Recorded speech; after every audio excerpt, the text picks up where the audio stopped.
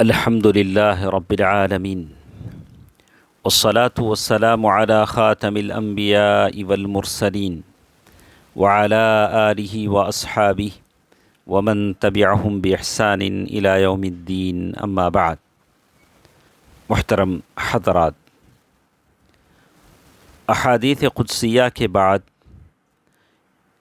اللہ تعالیٰ نے ہمیں یہ توفیق دی کہ ایک دوسری کتاب کا درس ہم شروع کریں، اور یہ کتاب جو ہمارے ساتھ ہے اس کتاب میں الحمدللہ 1200 حدیثیں ہیں، اور یہ کتاب جس کا نام ہے بلوغ السعادہ من ادلۃ توحید العبادہ، جو تصنیف ہے شیخ صلاح بن محمد البدیر کی، جو امام و خطیب ہیں مسجد نبوی مدینہ منورہ کے، اور وہاں کے محکمہ کبریٰ کے قاضی بھی ہیں.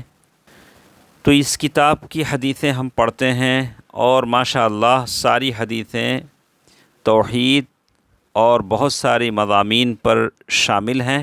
تو اللہ تعالیٰ کے فضل و کرم سے آج ہمارے ساتھ پہلی حدیث ہے. اس حدیث کو ہم پڑھتے ہیں اور اللہ تعالیٰ سے دعا کرتے ہیں کہ اللہ تعالیٰ ساری کتاب کو ختم کرنے اور اس سے نصیحت حاصل کرنے کی مجھے اور آپ کو توفیق دے.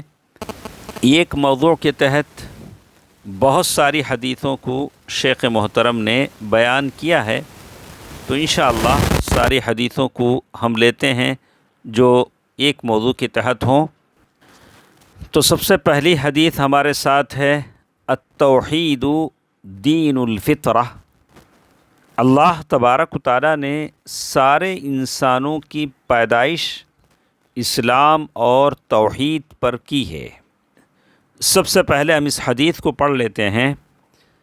عن ابی ہریرہ رضی اللہ عنہ قال قال النبی صلی اللہ علیہ وسلم كل مولود يولد على الفطرة فأبواه يهودانه أو ينصرانه أو يمجسانه كمثل البهيمة تنتج البهيمة هل ترى فيها جدعاء.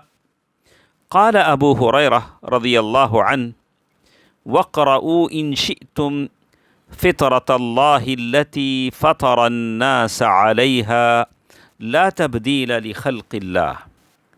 متفق علیہ. ولمسلم فأبواه يهودانه وينصرانه ويشركانه وله في رواية إلا على هذه الملة. محترم حضرات، یہ ہمارے ساتھ اس کتاب سے پہلی حدیث ہے اور ہمارا پہلا درس ہے. ابو ہریرہ رضی اللہ تعالیٰ عنہ کی روایت ہے، اور حدیث اس بات پر مشتمل ہے کہ توحید عین فطرت ہے. سب سے پہلے اس حدیث کا ترجمہ ہم سنتے ہیں. ہر بچے کی پیدائش فطرت یعنی اسلام اور توحید پر ہوتی ہے، پھر اس کے ماں باپ اسے اپنے ماحول میں ڈھال کر یہودی، عیسائی یا مجوسی بنا دیتے ہیں. جیسا کہ حیوانات کے بچے صحیح سلامت پیدا ہوتے ہیں، کیا تم نے پیدائشی طور پر ان کے جسم کا کوئی حصہ کٹا ہوا دیکھا ہے؟ ابو ہریرہ رضی اللہ تعالیٰ عنہ کہتے ہیں، اگر تم چاہو تو سورہ روم کی آیت پڑھ لو، فطرت اللہ التی فطر الناس علیہا لا تبدیل لخلق اللہ. اللہ تعالیٰ کی اس فطرت کے مطابق جس پر اس نے سب لوگوں کو پیدا کیا، اللہ کی پیدائش فطرت کو کسی طرح بدلنا جائز نہیں ہے. صحیح مسلم کی ایک اور روایت میں ہے کہ آپ صلی اللہ علیہ وسلم نے فرمایا فَأَبَوَاهُ يُهَوِّدَانِهِ وَيُنَصِّرَانِهِ وَيُشَرِّكَانِهِ. بچے کے والدین اسے یہودی، عیسائی اور مشرک بنا دیتے ہیں. صحیح مسلم ہی کی ایک دوسری روایت میں الفاظ ہیں، ہر پیدا ہونے والا بچہ دین اسلام پر پیدا ہوتا ہے، مطلب یہ کہ عقیدہ توحید انسان کی فطرت اور مزاج میں شامل ہے، اور فطرت پر پیدا ہونے کے معنی یہ ہیں کہ جس طرح اللہ تعالیٰ نے انسان کو پیدا کیا اور اسے دیکھنے، سننے، بولنے اور سوچنے سمجھنے کی صلاحیتیں عطا فرمائیں، اسی طرح اللہ تعالیٰ نے اسے اپنی پہچان کی صلاحیت بھی عطا فرمائی ہے۔ وہ اللہ تعالیٰ کی معرفت کی صلاحیت رکھتا ہے، اس کے لیے زیادہ غور و فکر اور تعلیم کی ضرورت نہیں، بشرطے کہ فطرت شرک و کفر کی نجاست سے مسخ نہ ہو۔ پھر آپ صلی اللہ علیہ وسلم نے ایک مثال سے سمجھایا کہ جس طرح جانور پیدائشی طور پر صحیح سلامت پیدا ہوتے ہیں، اس کے بعد لوگ باطل نظریات اور مختلف مقاصد کی وجہ سے ان کے کان وغیرہ کاٹ دیتے ہیں، اور کچھ عرصے بعد یوں محسوس ہوتا ہے کہ جیسے یہ پیدا ہی اسی طرح ہوئے ہیں، حالانکہ وہ بے عیب پیدا ہوتے ہیں۔ ٹھیک یہی حالت انسان کی ہے۔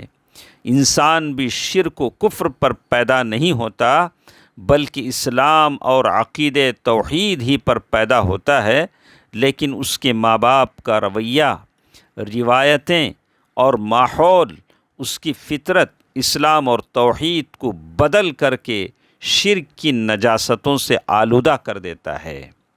تو اس حدیث سے آج ان تمام لوگوں کا دعویٰ جھوٹا ثابت ہو جاتا ہے جو یہ کہتے ہیں کہ مسلمان دوسروں کو تبدیل کر رہے ہیں، دوسروں کا دین بدل رہے ہیں۔ مسلمان کہاں بدل رہے ہیں؟ ہر پیدا ہونے والا تو خود اپنا دین لے کر پیدا ہوتا ہے، اسے ہم کو بدلنے کی ضرورت نہیں ہے۔ بس ذرا سی بات ہے کہ ہم اسے بتا دیتے ہیں کہ بھیا آپ کا اصل یہ ہے جس سے آپ ہٹ رہے ہیں۔ تو ہمارا کام بڑا آسان ہے۔ جس انسان کی فطرت ہی توحید ہو، جس انسان کی فطرت ہی اسلام ہو، اسے اسلام کی طرف لانے کے لیے زیادہ قد و کاوش کی ضرورت نہیں پڑتی، بس اس کو احساس دلانا ہوتا ہے۔ تو اس حدیث کے جان لینے کے بعد ہماری ذمہ داری اور بڑھ جاتی ہے کہ ہم ساری انسانیت کے لیے دعوت کے پیغام کو عام کریں، دین کے پیغام کو عام کریں، اس لیے کہ انسانوں کی فطرت ہے جو اللہ تعالیٰ نے اس پر انسانوں کو پیدا فرمایا ہے۔ اللہ تعالیٰ مجھے اور آپ کو بہتر بات سننے اور عمل کرنے کی توفیق دے، آمین۔ والسلام علیکم ورحمۃ اللہ وبرکاتہ۔